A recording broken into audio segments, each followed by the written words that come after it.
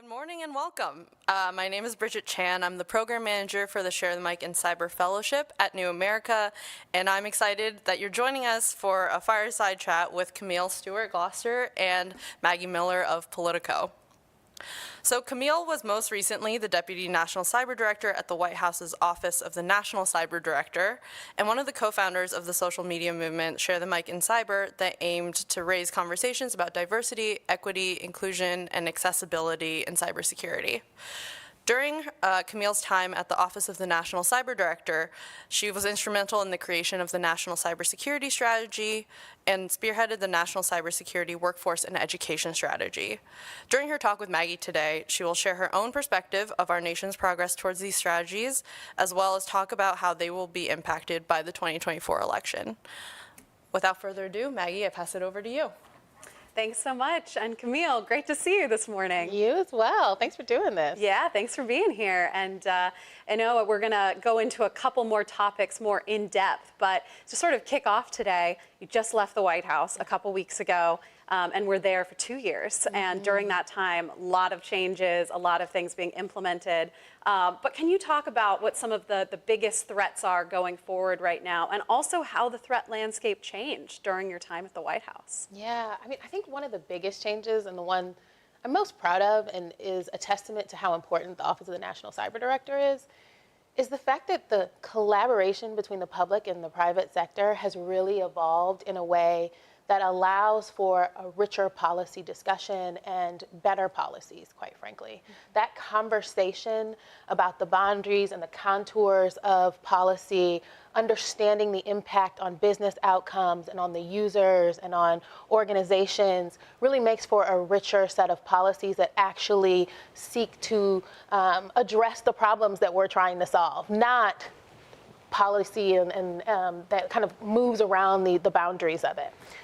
But that said, so the threat landscape has changed in a way that I think we all can kind of see. We've made a lot of progress on ransomware, but there's still a lot of ransomware attacks happening. They're targeting healthcare, they're targeting education, they're targeting water systems and our critical infrastructure. We've seen Volt Typhoon and a really targeted attempt at sitting on our critical infrastructure networks such that China will have the opportunity to leverage that access in a way that benefits them at their discretion.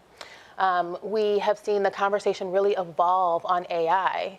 AI for cybersecurity and cybersecurity of AI, and just AI safety in general has really changed the landscape. It changes how we think about cyber workforce issues. It changes how we think about the tools at our disposal to protect our networks and the tools at the disposal of the adversary. We've made a lot of progress in terms of conversations on regulation and thinking about software liability and cyber insurance, things like that. We've seen an evolution in our global conversations around secure supply chains. We've seen an evolution in how we are wielding the supply chain security authorities that we have within the federal government. There's a lot of work that has been done since 2022, but yet and still a lot of work yet to do. So just a very quiet threat space right Yeah, now, of course. you would say. Just a few things going on. And one of the things you were very instrumental in creating during your time at the White House was the National Cyber Strategy, which of course we're here to discuss primarily today. We're about at the year mark since it came out, alongside the implementation plan. So given that you were so involved in that, I want to kind of dive into that a little bit, and start a little bit by talking about the work that ONCD, the Office of the National Cyber Director, has done with CISA around securing our critical infrastructure, which has been quite a bit and quite a bit more outlined in the cyber strategy. However, given that we're seeing, as you mentioned, ongoing ransomware attacks, ongoing a plethora of attacks, such as what's been seen with Change Healthcare most recently, what's your personal experience and how will that make infrastructure particularly challenging to secure? Yeah, I mean, critical infrastructure is challenging because it is primarily owned by the private sector. And so there is a collaborative working relationship between CISA, between the sector risk management agencies to really address the threats that we see. But resourcing is a problem. It is tough to fund the kind of support that is necessary to address the risk to critical infrastructure, but also we are looking at a landscape where a nation state is targeting a private organization. And that is a really complex threat landscape where the tooling capabilities, the sheer force, the volume of talent facing the problem is mismatched. And so that makes this a really, really challenging problem that we continue to face. Just a few days ago, the new National Security Memorandum on Critical Infrastructure was released, and the work that has already begun, but the work that encompasses as well, I think is going to be a real opportunity to continue the investments made and a good support to the National Cybersecurity Strategy and the work articulated to support critical infrastructure. You've seen a number of events focused on healthcare, focused on K through 12 education systems, focused on water systems and our electric grid, and especially like electric vehicles.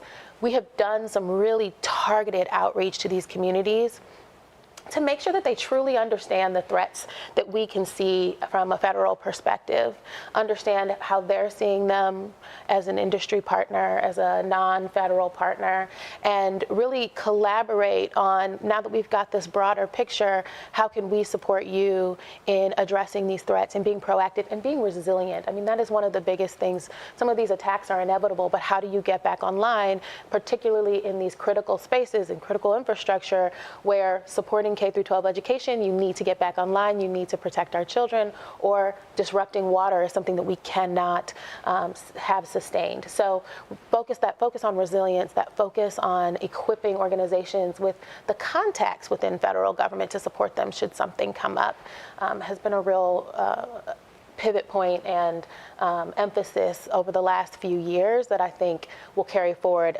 including the things in the NSM. Absolutely. And just as a quick follow-up to that, you're mentioning water.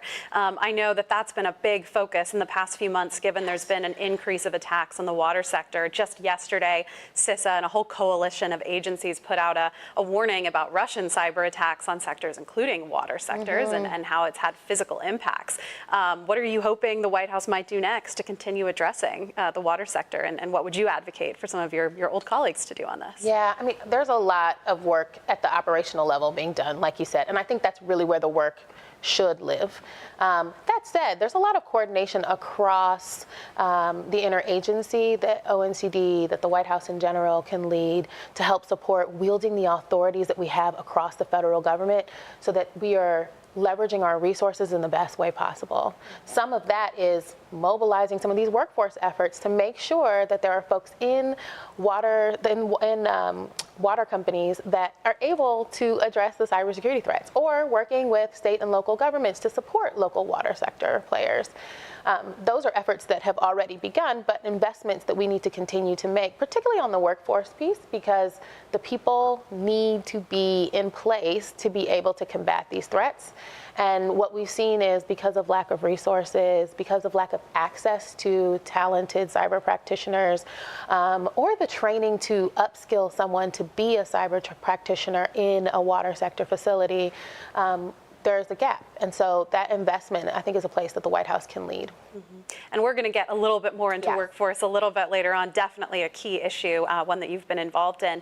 But your old colleague, Director Coker, recently teased that there's going to be an update soon to the implementation plan for the National Cyber Strategy. So can you say anything about what, before you left the White House, you understood might be in there? And even if you can't say that, what are you hoping will be in there in the new updates? Yeah, I think one of the greatest things about how this National Cybersecurity Strategy has rolled out and the implementation plans to follow is that the implementation plans really focus on targeted actions in the near term and doesn't seek to boil the ocean, right? There's a lot in that National Cybersecurity Strategy, and these plans distill that down into what we can actually make progress on over the next year. I won't speculate what is in the strategy, but I'll say things that I hope to see in the strategy, in the implementation plan. Obviously, some workforce stuff. There are a number of efforts around AI in the broader sense, but some of the things that we're doing can be mutually beneficial, right? Like the software liability conversation should continue. The cyber insurance conversation should continue. We did the RFI on reg harm, regulatory harmonization last year. That work should continue to find ways to produce standards and global baselines that we can all rely on, and companies aren't getting confused by the different standards that they have to manage and maintain. Those are areas where I'd like to see continued investment. Supply chain security, really focusing on the authorities that we have across that, CFIUS, Team Telecom, the ones outlined in the data security EO that came out recently, really understanding how we can leverage them to the best of our ability, and creating that coordination function is a place that I'd like to see some additional investments. We started that work as I was leading the technology and ecosystem security portfolio, but there's a lot more to do in terms of making sure we are wielding those authorities appropriately. Absolutely. We'll have to keep an eye out for what's coming. Another thing we have to keep an eye out for, the State Department has been working very hard on a new international cyber strategy. Not to give too many details, but that will be coming very soon. And I know that the fifth pillar of the national cyber strategy was really focused on international cyber efforts and outreach. So how are you hoping that the new strategy from the State Department will kind of slot into the national cyber strategy, and how they can kind of work together, the two strategies? This strategy should have the detail on global collaboration that the cybersecurity strategy didn't have the room to address, right? State Department's really at the forefront of that, and I'm excited to see what they put in there. I really hope to see a focus on bringing along some of our partners like Africa, Latin America, the Caribbean, making sure there's collaboration. There's a lot of innovation happening in these countries, and there is a lot of opportunity to support their evolution on cybersecurity. And so we can both learn from and support our partners in these regions. I really want to see that there. Obviously, there will be continued efforts to partner in the transatlantic space and in Asia, et cetera. But really, identifying those opportunities to make sure that the perspectives that we have are truly global, that we are closing some of the gaps that there have been, right? The investment by other nations into the critical infrastructure in regions like the Caribbean and Africa and Latin America create a strategic advantage. And to the extent that we can also make those investments, provide support, there is an opportunity for nations to really understand the global landscape rather than lean towards the perspectives of the nations that are investing in their infrastructure. It creates the freedom for them to be able to have a more global perspective and a more balanced perspective on what the options and opportunities are. And so I think it behooves us from a global security perspective to make investments and support our colleagues, because cybersecurity knows no boundaries, technology knows no boundaries. But also, I think there is a lot of strategic advantage to making sure that we are collaborative. And we've done a lot of that too, right? We went and talked to our partners in Australia about their cyber strategy, and we've been doing that across the world. And I think that the strategy coming out of the State Department will continue to emphasize that collaborative nature. Yeah, well, stay tuned. Yes, more to come. Yes, more to come there. Well, to continue on this pathway about strategies, as I mentioned, we were going to get back into workforce. Yeah. So I want to ask you about the National Cybersecurity Workforce Strategy, which you were also very involved in. So the workforce strategy and the implementation plan were released in support of the National Cyber Strategy and the goal of trying to prepare the cyber future for the U.S., where we have, I believe they said at the White House at an event earlier this week, we have about 500,000 unfilled cyber jobs in the U.S. alone, quite a few. So seeing how tech, and especially generative AI, which you mentioned at the start, has developed this past year, what do you think the impact of AI will be on this workforce strategy being implemented? And how would you call on some of the organizations that have made commitments to the White House through some of the cybersecurity workforce summits to change some of their commitments or pivot on those, given all the developments in AI? Yeah, one of the great things about the National Cyber Workforce Strategy is that we wanted to look at the entire technology landscape and really focus on all technology careers. Because if we are to have security by design, which is one of the aims of the National Cybersecurity Strategy, that means that we all own a piece of making sure that security is incorporated up front, that we are privacy forward, right? And if that is the perspective that we are taking, then we have to look at the entire technology landscape, because engineers not focused on security need to understand security. Folks who touch technology design need to understand security, all of these things, product managers, et cetera. So the strategy is really technology agnostic and designed to evolve with the changing landscape, designed to help folks upskill and right skill to be able to meet the changing demands on our talent. And so because of that, generative AI doesn't change what we should be doing under the strategy. It is one manifestation of a technological evolution that we need to be able to adapt to under the strategy. And so what's really exciting is when you pair the National Cyber Workforce Strategy with the AI tech talent surge that's coming out of the White House, or just with the change to the future of work that's happening because of generative AI, all you need to do is really kind of target in on the skill sets necessary and apply the same solutions that are outlined in the National Cyber Workforce Strategy to that area. And so what you've seen is some of the events coming out of the White House being focused on AI talent specifically, or AI cybersecurity talent specifically. And what you'll need to see more of, what they'll have to invest more in, is those targeted articulations of AI talent as opposed to broader cyber talent or cybersecurity talent. And the coupling of that, I think, will be really, really strong. And so I think that work has already begun with the AI talent surge. I think that is where the manifestation of the really targeted work on AI is happening for the federal government, of course. And then if we couple that with commitments from the private sector to be both collaborative but also to invest in their workforce, I think there's a real opportunity to meet the moment. And again, to throw in kind of news from this week, there was the event at the White House earlier this week on cyber workforce, and a major commitment made by the Biden administration to move the majority of IT and cyber jobs in the federal government to be skills-based instead of degree-based. Can you talk about the impact you think this will have?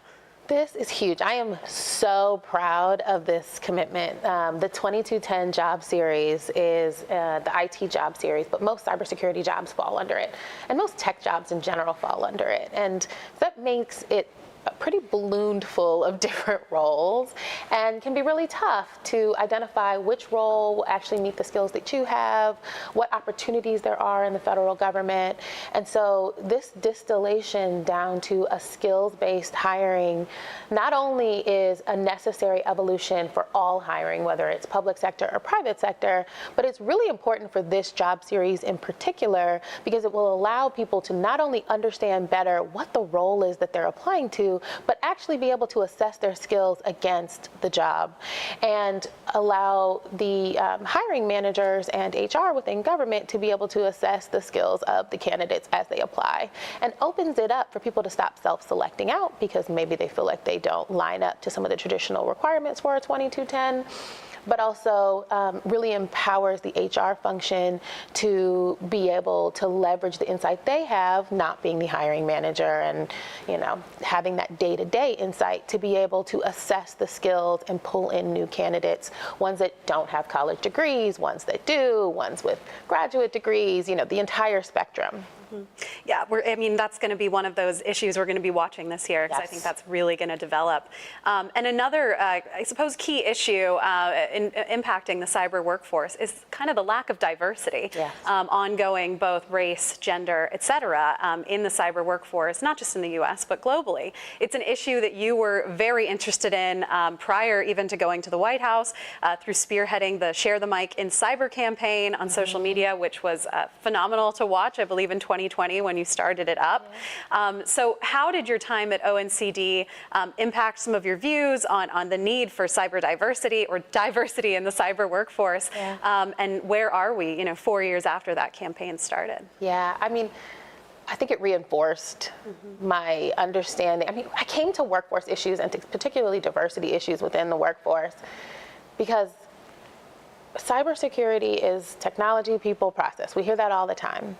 And that people piece is really important, because often we focus on the technology. What are the technical solutions that we can use to mitigate risk? What are the opportunities to change the technology or the policy and process around the technology to make sure that it is functioning in the way that we think is appropriate, or that we can get ahead of some kind of risk or threat? great. Those are important avenues to explore, but the people piece is the place where we have underexplored.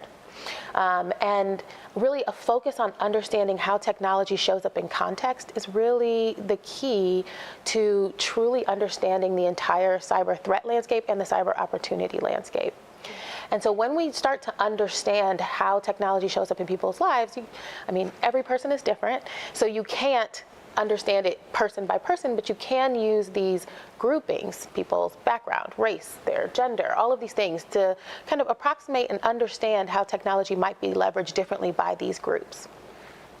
And the best way to inject that knowledge, the benefits of the opportunities for innovation, the depth of understanding, all of that into an organization, into the cybersecurity apparatus, is to have people of those backgrounds incorporated in the workforce so they can see things as they pop up. I use this example a lot, but WhatsApp is an encrypted messaging platform, and they have been traditionally used. You're traveling, you want to talk to your friends, either while you're there or back home, and it also has found its home in immigrant communities. It is how you talk to your aunt, your grandmother, your cousins back home.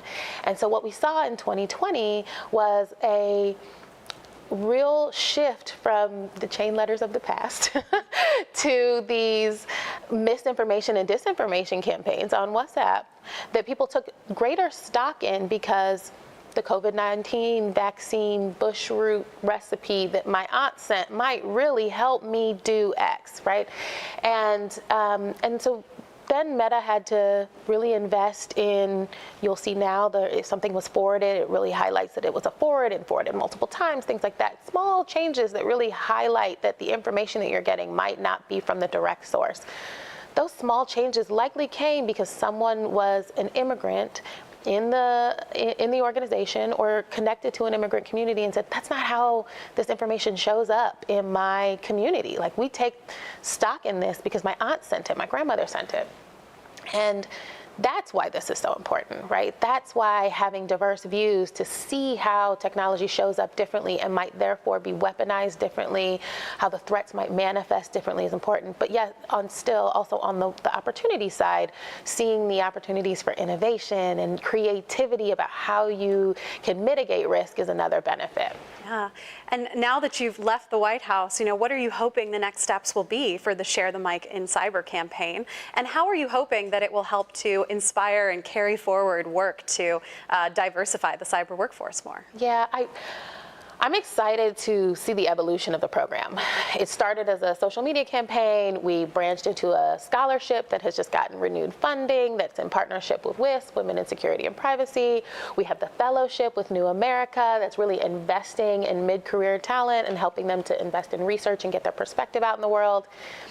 But the LinkedIn, Twitter, X portion of Share the Mic has kind of paused because there's a recognition that that might not be the best opportunity to create platform for diverse voices and to inject their perspective on the issues into the discourse. And that's really where our priority is. So what you'll see from Share the Mic over the next few months and over the next year is really a focus on figuring out what are the best avenues to actually ingest that perspective into the cyber discourse and to really elevate new voices and expand the conversation to include more folks. And so I'm excited to go on that journey and figure out what that looks like. I think Share the Mic in Cyber can and should continue to be a part of the conversation at the federal level, but continue to be a grassroots opportunity to make change. Everything can't happen in the federal government, particularly on workforce issues. And so it'll be a great bridge for those conversations and for the action that needs to happen. Well, I'm excited to watch what comes next. Me too. Yeah. So to completely switch gears to a different topic, we are in an election year. I don't know if you know. No one's talking about it. And election security is something that's very vital and key in people's minds. But it also means that the current Biden administration and the Trump campaign have very different national security and technology priorities. So how do you think a potential change in administration, if it happens, might impact the national cyber strategy's implementation going forward? And also, even if there isn't a change in administration, how will kind of the election and everything around that change the implementation pathway? Yeah, I mean, if there is a change in administration, priorities are likely to shift, at the very least, right? Even if the goals outlined in the National Cybersecurity Strategy are still determined to be correct for the moment, based on the Trump administration's priorities, they might shift where the investments are being made at a given time. So that's the least of it. I think there will be a shift in how we're looking at mis and disinformation. We'll likely see a shift in the authorities given to CISA. We'll likely see a shift in some of the supply chain security authorities and how they're applied. Trump's perspective continues to evolve on TikTok and other issues. And so I think there will be a lot of shifts in the how the work is being done and where the investments are being made, which could be disruptive. I mean, there's never a problem with shifting prioritization, understanding the landscape as it stands today and realigning accordingly. But the hope is that that is what the decisions are being made based on. Mm-hmm. And so if the administration doesn't change, I actually think you'll see continued investment in the priorities outlined in the National Cybersecurity Strategy. Depending on the progress made over the next year, when the implementation plan, the second iteration of the implementation plan comes out, the progress made on those things, the software liability conversation, the cyber insurance conversation, reg harm, all of those things I think will continue. And honestly, even if there is administration change, I think they'll continue. I think one of the exciting opportunities over the next few months is, regardless of what's in the implementation plan, there's so much work going on against the priorities in the National Cybersecurity Strategy that probably don't get as much shine as they should and don't get as much conversation, but they're making steady progress that maybe aren't hitting a milestone. I hope that work continues no matter what happens in terms of the ebb and flow of prioritization and resource allocation. Well, you say they don't get a lot of light shown on them. Are there any issues you'd really want to highlight right now that you're hoping? Yeah, so the open source software security initiative and the memory safety piece of that, I think, is a really important focus area. Open source software touches everything, just about. I mean, one of the things that was a priority for me leading the technology security side of my portfolio was really focusing in on the most atomic unit of the problems we seek to fix, right? So what were the hardware challenges? That's why we focused in on the CHIPS Act and really investing in what should be the cybersecurity requirements and how can we support commerce as they try to put out the national security guardrails and as they think about what cybersecurity looks like under that. We had the open source software security initiative and really focused in on in the software realm. Open source software is in proprietary software. It is used widely. How do we support the open source software community in that work, in making sure that security is a priority and that they have the tooling and the resources and the knowledge and upskilling available to be able to meet that need? Those initiatives, I think, are extremely important. The supply chain security work that I said I hope is in IP 2.0, I think that's really important.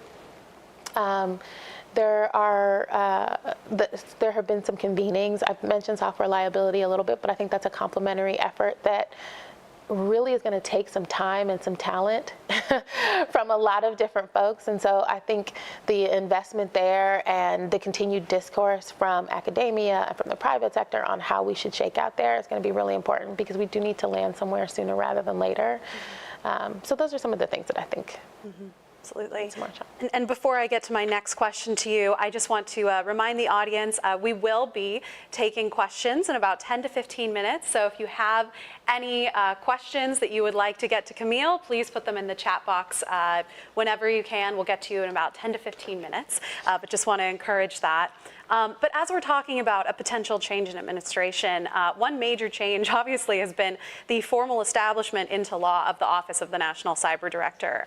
Under the Trump administration, the cybersecurity coordinator position was actually eliminated, which actually led to bipartisan effort on Capitol Hill to establish this National Cyber Director office. So obviously it's in law now, so should former President Trump do a second term, be elected to a second term, he could not necessarily eliminate that position position without the help of Congress, but what are your concerns, if any, on how it will impact the office and its authorities and resources? Yeah, I mean, one of the reasons I went into government this time was because I recognized the importance of the Office of the National Cyber Director in general. I'd actually written a few articles about making this investment and the importance of the Office of the National Cyber Director to the national and, quite frankly, the international cyber landscape. I think having a coordination point that is thinking about the national security impacts, the economic prosperity impacts, the human security impacts, like all of the things that technology and our digital ecosystem need to be fruitful, quite frankly, for us to realize all of the opportunities, but also mitigate all of the risks, to be equitable, to be something that we all can enjoy, need to be coordinated at a point. And so having that in the White House, I think, is essential. I think the office has risen to the occasion and done a lot of work to really be that coordination point and consider all of those perspectives. And it has allowed us to have great impact on the budget side, making sure there is money where we are saying that there are priorities, to articulate a strategy and priorities at a top line level, but also against discrete topics. And to really just kind of coordinate the authorities that are present in the executive branch. And so I think that's really important. And the concern would be that while you couldn't probably get rid of the Office of the National Cyber Director, you would not empower it, that you'd reduce the size of the office in a way that didn't allow them to be as effective and to really dive in on these issues. I think one of the most powerful pieces of the Office of the National Cyber Director has been that future resilience work that really focus on AI, quantum, all of the things to come, and the people aspect, and that combination there. Also the budget. I think the money is really important. The money's really, really important. But those pieces of the Office of the National Cyber Director's portfolio should not be lost, in addition to all of the rest. But that coordination point at the top, really honing in on these unique pieces that are ONCDs, is something that I hope we don't lose, but could be disempowered in the event of a change in administration. Another thing to stay focused on. And obviously I mentioned election security is a big issue ever since really 2016 when we saw the mass Russian election interference. That's been top of mind during any federal election year. And this year already there's been indications that Russia, China are taking steps, at least in the disinformation space, to try to interfere. Given everything in the Middle East right now, a lot of officials are expecting Iran might wade in at some point. So how would you say U.S. agencies such as CISA are, how prepared are they to face some of these threats? And, how positioned well would you say is ONCD to help sort of coordinate on a potential, defense against election security threats? Yeah, I mean, I think ONCD is very well positioned to do so, sitting where it sits in the White House and with its reach into all of the executive branch agencies. I mean, CISA is really the place where the operational work lives and is being led, and I think they have been making significant investments in that work. I mean, in 2016, I was at the Department of Homeland Security in the office of the policy office focused on cyber infrastructure resilience policy, and we were working on these issues. And the investment, the savvy, the rigor has only evolved, and CISA has really risen to the occasion. We saw a lot of that in the last election, where at the time Director Krebs was making clear statements about the security of the election. That is extremely important. I hope we don't get to a place where that is a conversation that we need to have in the same way this time, but I think that CISA is well equipped to combat the threats as they come up. But I mean, we'll have to see what the threats are, what the attacks are, how direct they are. I mean, quite frankly, in the misinformation and disinformation space, the problem is confusion. And so as much as we can rebuff some of the false information that comes out, if folks are confused, if their biases are reinforced, we already have a bit of an issue. And so clear communication, transparency is going to be a priority. CISA's invested a lot in having some PSAs just to educate people in general on cybersecurity, on election security, on what's happening, all of these things. And even that just day-to-day conversation with the American people about the work that they are doing on their behalf and the support that they're getting and the support the election is getting, I think, is extremely important. And of course, since the last presidential election, AI has really risen. It's become, artificial intelligence have become the two biggest buzzwords, and there's already been evidence that's been put out there by some major companies that China, for instance, has been using AI manipulated images on social media as a way to try to skew opinions around the election. So how are you concerned AI, besides even just these images, might be used by adversaries, cyber criminals, to try to interfere in the election, at least on social media? Yeah, I mean, to your point, it's already happening. And quite frankly, to my earlier point about confusion, a shallow fake, an easy manipulation of an image or a video, one that you likely could probably tell is changed, is super problematic and can cause confusion. To think about how AI makes that worse and more challenging because of the sophistication of the technology that's rolling out today is worrisome. The thing that I take a lot of pride in and is very heartening is the fact that the foundational technology companies, the AI companies, have really committed to understanding and collaborating with the government around these challenges. And so you've even heard that OpenAI is like, ooh, we've got this cool thing, but we're not going to release it because we think that it could be used in a really problematic way, particularly in an election year. So we're just going to pause, but let you know we created a cool thing. And I mean, that recognition of the boundaries of what should be released into society, when it can be released into society, how, what guardrails, the depth of understanding of how it might be manipulated, and waiting until you have more of that recognition and understanding is an evolution in the relationship, kind of like what I talked about earlier, that I think will serve us very well. So I am worried about the opportunity for AI to be leveraged to do harm, to manipulate videos, to manipulate images.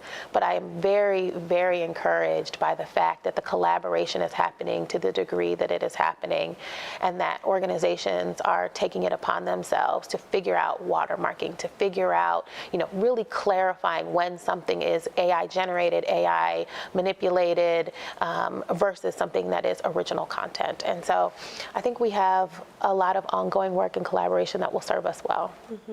And speaking of watermarking, for example, that's something that I know at least a few members of Congress have looked at introducing legislation around.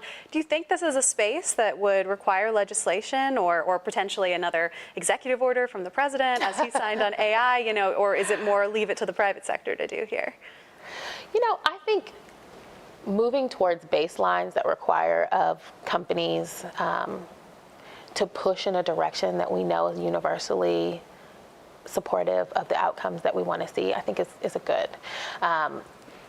Pushing towards watermarking might help organizations that are smaller be able to meet the moment. It might create a little bit of a burden for them, but if watermarking is a requirement, the foundational technologies that are supporting some of these smaller companies should find a way to help support, creating that capability as part of the foundational capability.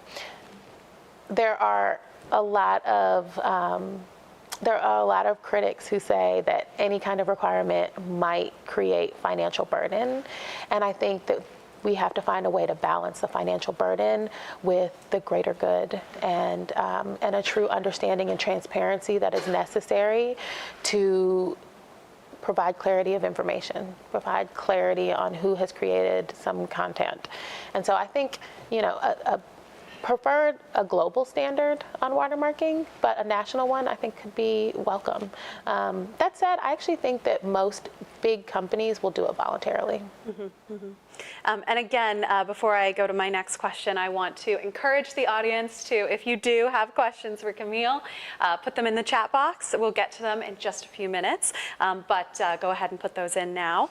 But I also want to dig in a little deeper on one country in particular I've mentioned a few times, China. I feel like half of my reporting this year has been on China because of Volt Typhoon, as you mentioned just at the start of this conversation. It's really been a big priority for agencies across the Biden administration and the White House itself to sound the alarm that Volt Typhoon, a major Chinese government hacking group, is sitting in some of our critical networks. So how concerned are you about this threat? What more can the private sector be doing, especially to kind of prepare to face this type of threat from China or any other nation trying to interfere in our networks and prepare to potentially cause chaos. Yeah, I mean, this is where the security by design work becomes really important. Leveraging IoT devices to wield attacks, the way that we think about security by design for some of these small technologies that have a network connection and can be leveraged is going to be really important, because they usually are the jumping off point to get to a critical network, right? And so I think that those investments will be key. I am concerned about it. I mean, quite frankly, I think everyone is. That's why you keep hearing that push of information, that recognition that this is a challenge, that this will be a problem, the drive to collaborate, the drive to better understand what's on your network and protect your networks. I think this is a moment that we could use as a real launch pad for investing in across the board, small organizations to large organizations. I mean, with an emphasis on the large organizations carrying that weight, and an investment in cybersecurity and cyber resilience, and making sure that organizations can bounce back should there be an attack, but that we are also supporting each other and cleaning up our networks. And the work that's going on through CISA to do that, I think, will be really key. There's a real opportunity to support some of the sector-specific organizations through the sector risk management agencies and get information out and get support to them. And so I think that work is going to be integral in the coming months. Yeah, and just to kind of speak a little bit more about China specifically, I would say obviously there's the war in Ukraine still going on, and Russia's been a major threat to our critical infrastructure. But how does China compare, would you say, to Russia in terms of those threat spaces? And how do we need to be approaching both of those countries at the same time, but in different ways? Yeah, they are different. I mean, China is really trying to get a technological advantage, as well as they are positioning themselves so that should something happen with Taiwan and other issues, that they have an opportunity to get an advantage over us. And so that focus on understanding their motivations and understanding how they are wielding the investments that they are making in technology like generative AI, like quantum, et cetera, to help us reinforce a strategy to be able to combat them is going to be key. Russia, on the other hand, they're really focused on elections, other things as well, but right now our focus should be on thinking about how they are targeting us in the information space, and they are going to use the war in Ukraine to test and drive things that they will then use here, and we have seen that over and over again. And so continuing to be supportive in that space will help us learn lessons that we can implement here. I would say that we have a pretty good strategy, but there's always more learnings because they pivot quite frequently. And as Russia moves to test our critical infrastructure as well, I mean, we need to understand the delta between what China is doing and what Russia is doing and be able to address those gaps. And it's a hard line to walk because you want to both call out some of this activity, make it public, but then of course that makes the adversary switch its tactics. Right, exactly, So exactly. Feels like it's kind a of hard balancing line. Yes, and some of it is about having that, calling it out in a one-to-one conversation. So we'll have a lot of conversations directly with, the organizations or the sectors where the attack is happening or where they're being targeted. But maybe that's not a very public conversation. They don't all need to be very public conversations in an effort to do exactly that, to address the issue, but not, publicize that we're on to some of the tactics. And as a reporter, that does break my heart a little bit. I know. It makes my job a little harder. Well, we're going to go ahead and move to some audience questions. I think we have a first one, and it's about election security. That's quite the big topic. So someone is asking if you can speak more about that issue. You cited the WhatsApp example with immigrant communities. So how equipped is the federal government to be able to do outreach to communities and combat election confusion? I want the federal government to actually do a little bit more of that. I think they're actually well positioned to be able to have some of these conversations, or at least be able to fund some of these conversations. This is actually an opportunity for us to be creative. There are a number of communities that don't have the best relationship with the government for whatever historical reasons. There's a mistrust there. There is a lack of formal communication channels. And there are organizations that can be proxies for that conversation. And I think one of the ways that the federal government can do a better job of reaching underserved, underrepresented communities is to leverage those organizations to have the conversation on their behalf. And that was one of the things that was a priority for me while I was at the White House. We had an event called the State of Cybersecurity in the Black Community, where we convened a bunch of leaders in the Black community, cybersecurity leaders, but business leaders, political leaders, to have a conversation about how do we engage this community around issues of cybersecurity, how do we mobilize them to take cyber jobs, that kind of thing. And we tried to have that conversation across community groups, right, where we were individualizing and localizing it to arm and equip the community that's on the forefront, the organizations that were at the forefront, to have that conversation. That is going to be a huge tool in combating election misinformation, election attacks of all kinds, and making sure people understand the work that's being done on their behalf. Not every message can come from a federal spokesperson. Sometimes it has to come from a community group or a community member that folks put some authority in, that people trust. Mm-hmm. And I'm glad you brought up that meeting you did. I know that there was one also recently on women in cybersecurity. Yep. So, are you hoping? Native communities, yes, there are a bunch of them. Mm-hmm. And were there, before you left, would you say that there were more planned for this year? Any that you can tease a little bit? I do hope so, yes. But we shall see. We shall see, indeed. So it does look like we have another question on AI. So we've spoken a lot about that. Can you speak to the progress of conversations around securing other emerging tech like quantum and Web3? Yeah, so there's a lot of work going on around post-quantum encryption. NSA is leading a lot of that, but the team at OECD was doing a lot of work to better understand the landscape, to understand if the algorithms that we have created are going to withstand quantum computing, to do some education externally for organizations so that they understand what's coming when quantum computing enters the scene. There's a lot of opportunity in quantum computing, but that encryption piece is a really big challenge. And the data that other countries, that nation states are siphoning off right now, can be accessed in a new way with quantum computers, right, and be able to bypass the encryption. And so the investments that are being made by NSA, NIST, et cetera, to have algorithms is going to be extremely, extremely important. So there's a lot of work going on there. Web3 is an interesting space. We had a lot of fun thinking about that. We haven't made huge investments in Web3 in the sense that we're having convenings on Web3 or conversations like that. But from a cryptography perspective, there are a lot of conversations happening. Anjana Rajan, who is leading the technology security portfolio, was working for me, is a cryptographer and has done a lot of thinking about some of that. And Sunita Patel, when she was in the office working for me, she actually did an engagement focused on Web3 and went to a AR and VR conference and did her entire talk virtually. It was great. It was a lot of fun. So we have been getting very creative with how we engage, with where we engage, and making sure we're a part of those conversations, but still, right-sizing that against some of the priorities we have under the National Cybersecurity Strategy. Mm-hmm.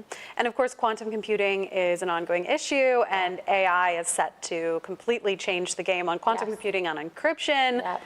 Where do you see AI, impacting that? Big question, I know. Oh yeah, I mean, think about what the landscape will look like in about 10 years when you pair quantum computing with AI. Mm-hmm. The ability to have that much computing power behind an algorithm is really going to yield a lot of great innovation, efficiencies, opportunity for creativity. The co-creator model that is starting to evolve in the AI space between developers and deployers is really exciting. That said, there's still a lot of risk and threats and the potential for the digital divide to expand, for the concerns about future of work and job loss and our inability or ability to meet the changing skilling requirements to make sure that folks are able to transition into another career are still present. I mean, there's a lot that's coming with AI, a lot of opportunity, but we just have to stay on top of the places where we could fall short. I mean, we saw with social media that it created this great opportunity for community and connection, and at first that's what we had a lot of, but then we also started to see people kind of turn into themselves and be overwhelmed by that connectivity, and we felt like the quality of connection might have changed or dissipated in ways. And while AI is focused more on the data and enabling better decision making, I think there is an opportunity for its use to do some of the same, to change the nature of how we connect as humans. And so as we implement AI and as we educate people on the tools that we are creating, we'll have to be really thoughtful about making sure they understand that it is a tool for decision making, not a proxy for connection, not a proxy for having a person overseeing a process or a procedure, that kind of thing. Mm-hmm. Well, since we're talking about online connection and online communities, one major place, especially for Gen Z, is TikTok, which of course we've just seen what is being termed as the TikTok ban being signed, although actually ByteDance, their owner, does have 9 months to a year to divest of TikTok, so it's not quite that simple. But what are your thoughts on TikTok potentially being banned if ByteDance doesn't divest? And what are your concerns about TikTok as well? I mean, I think this is a really complex issue. Mm-hmm. There are valid concerns on both sides. Mm-hmm. Small businesses, creatives, folks seeking connection have really turned and found a place in TikTok that they feel like they can scale their business and reach new audiences and a lot of the things that we turn to social media for in general. And I think that's great. That said, the government started to express a concern with the level of control, because China uniquely has ability to reach into organizations and get data, to control them, to make demands of a company that is Chinese-based. And in response to that, TikTok really lived up to those concerns and made a push to its users to make demands of Congress. And I think that push is what pushed members of Congress over the edge to create this ban, right? Well, this eventual ban. And I think that demonstration should resonate with folks, that the level of control there, the level of influence is exactly the concern that the federal government has, that our members of Congress has, and is a real thing. I mean, for a bunch of 16-ish-year-olds to pick up their phone and call members of Congress when maybe they're otherwise not civically engaged is not a small thing. And we were talking about election security and the opportunity to influence our election, to influence perspectives on democracy, to influence, how people engage in our democracy and in their communities is a real concern. Not to mention the personal privacy concerns and things like that. But that national security piece is key, and I think we will continue to contend with the two sides of that, because there's a real recognition of the economic impacts. I don't think that the government is ignoring that, but that national security component is big. But I think we'll see a lot of legal challenges to it. I think we'll see, a lot of discussion and debate. And so I think we'll all be watching with rapt attention. Yeah. I mean, our tech team at Politico certainly is. I'm sure. Top of their list as well. So one more question from the audience before we start to wrap up. Do you think the federal government would be willing to partner with some HBCUs to start cybertreks? And same question for, do you think private sector companies would be willing to partner with HBCUs as well? Yes, it's happening quite a bit, actually.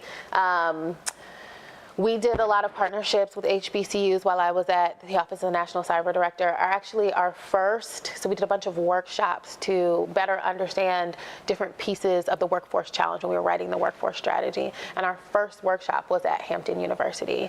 And that engagement was extremely fruitful. The National Science Foundation funds a bunch of HBCUs and their cyber programs.